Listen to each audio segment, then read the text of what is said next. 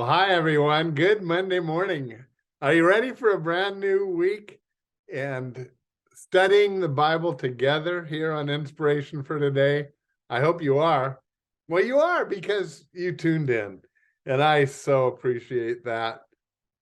We have a study for this week and actually next week that we have not done in the 4.5 years that we have been on the air. And it's one that I don't know if you've done or thought about in your Christian walk. We probably have thought about it, but have you ever actually dug into who each of the 12 apostles were? That's what I feel God laid it on my heart for us to do it together. And because I don't know that there's about half of them we know a lot about because they're so active, but a lot of them are not mentioned that much in the Bible. Now, we're going to get it there. There's 4 times in the Bible that the list of the 12 are given.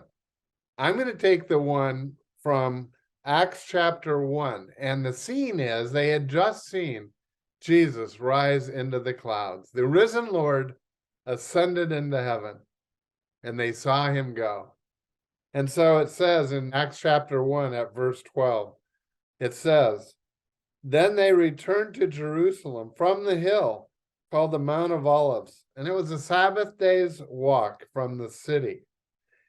When they arrived, they went upstairs to the room where they were staying." And this can be our verse for the day. Actually, it's the verse for this study, because we're going to go in opposite order, because we want to go from the least to the most prominent. And because Jesus said the last will be first, and that's what we're going to do.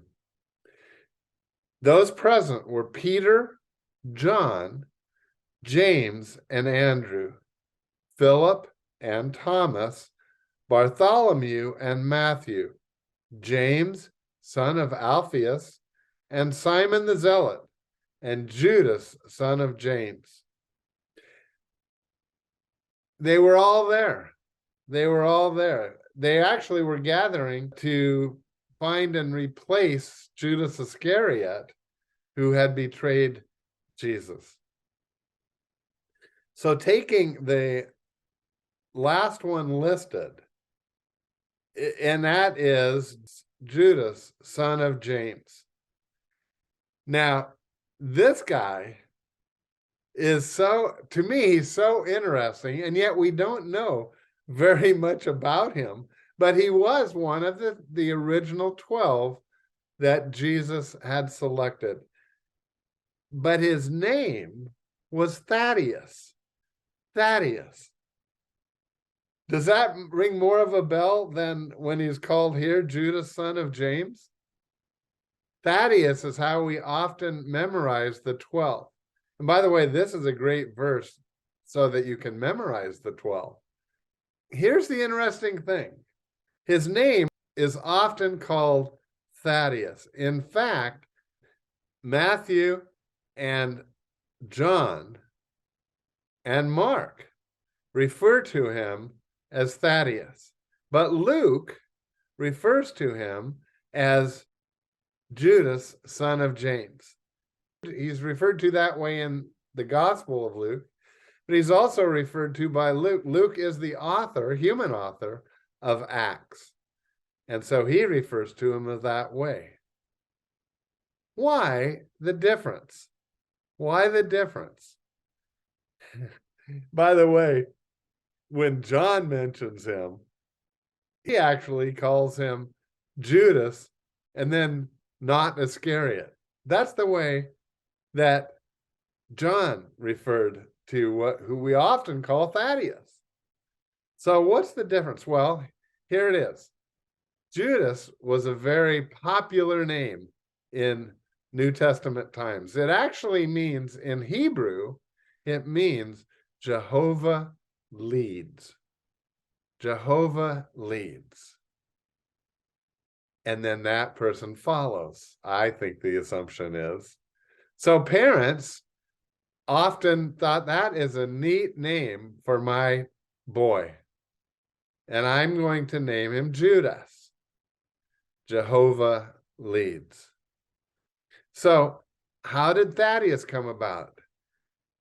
Well, biblical scholars believe that Judas was his name, but Thaddeus was a nickname often given for that name. Much like we might, person's name is Robert, we would call him Bob, perhaps.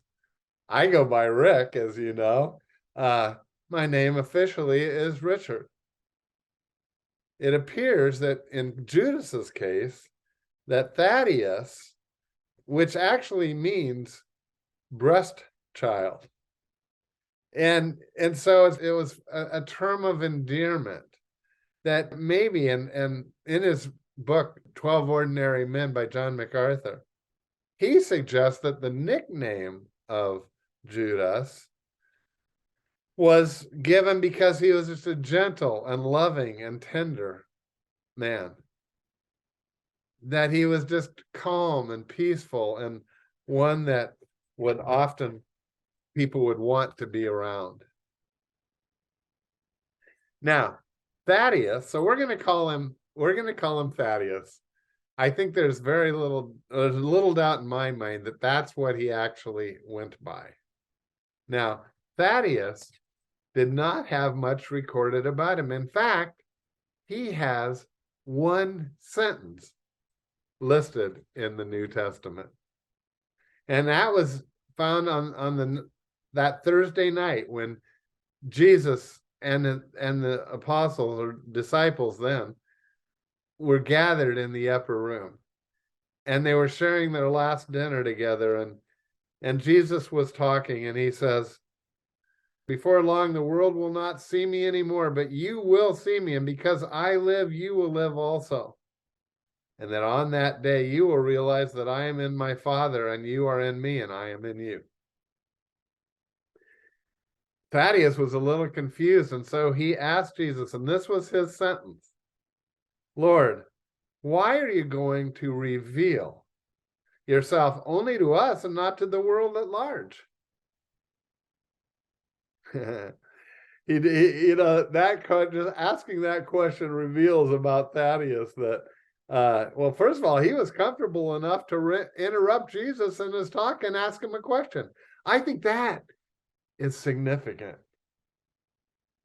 that he felt comfortable enough with Jesus that he could ask him right in the middle of a question.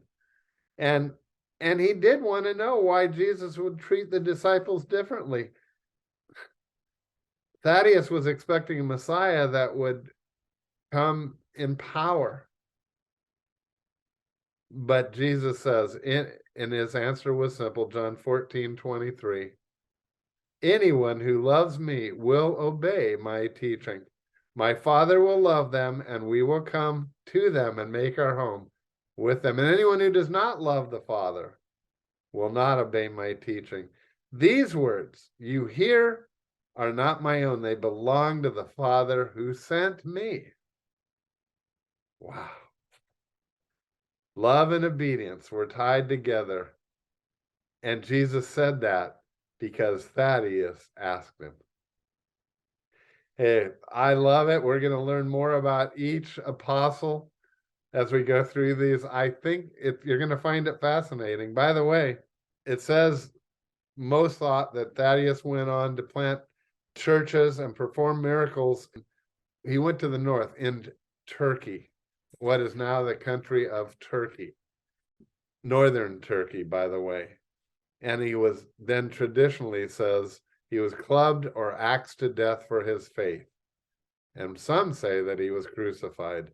But the ultimate thing is he died for his faith, for that love he had for Jesus. Hey, God bless. We'll see you tomorrow. This is going to be fun. So don't miss one day. And I won't worry about tomorrow.